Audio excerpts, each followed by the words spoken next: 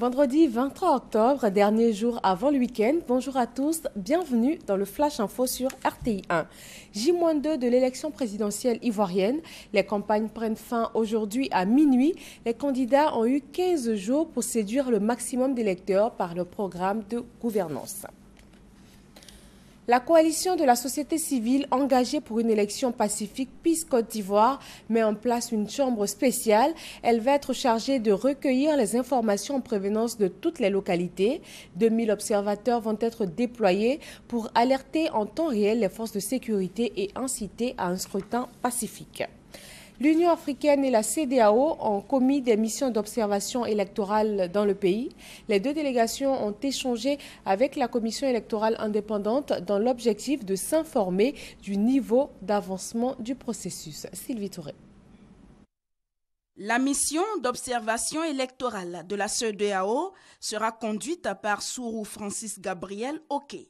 Dès son arrivée en Côte d'Ivoire, la délégation s'est rendue dans les locaux de la commission électorale indépendante pour faire avec l'institution le point des préparatifs du scrutin présidentiel. Le président de la commission et le vice-président nous ont rassurés sur beaucoup de points d'inquiétude et nous pensons que on attend dimanche et nous estimons et nous espérons que ça va se passer dans le cadre.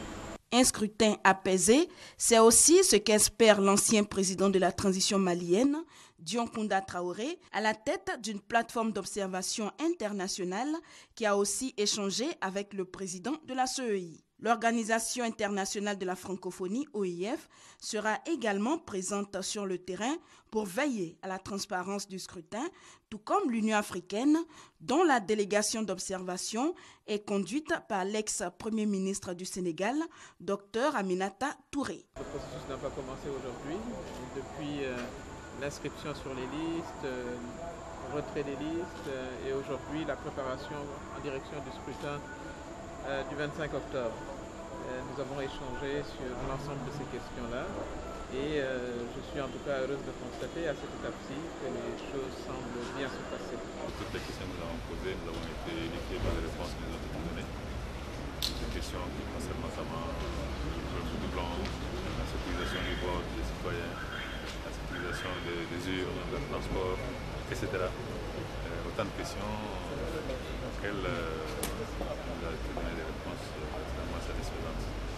Donc, nous avons parlé de tout cela et nous avons des défis. La mission d'observation de l'Union africaine est composée de 37 membres issus de 22 pays du continent. Au Congo-Brazzaville, les plateformes de l'opposition au référendum de dimanche annulent la manifestation prévue aujourd'hui, vendredi. La raison, la préfecture de Brazzaville a interdit tous les rassemblements. Rappelons que la modification de la Constitution doit permettre à Denis Sassou Nguesso de briguer un nouveau mandat en 2016.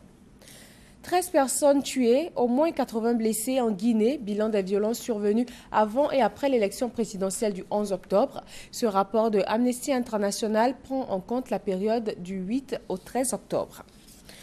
Selon l'Organisation des Nations Unies pour l'alimentation et l'agriculture FAO, plus de 30 000 personnes risquent d'être affectées par la famine au Soudan du Sud. L'Agence des Nations Unies souligne que la situation pourrait être plus grave dans les régions plus touchées par la guerre civile. Le conflit au Soudan du Sud a éclaté en décembre 2013. Il a fait des milliers de morts et plus de 2 millions de déplacés.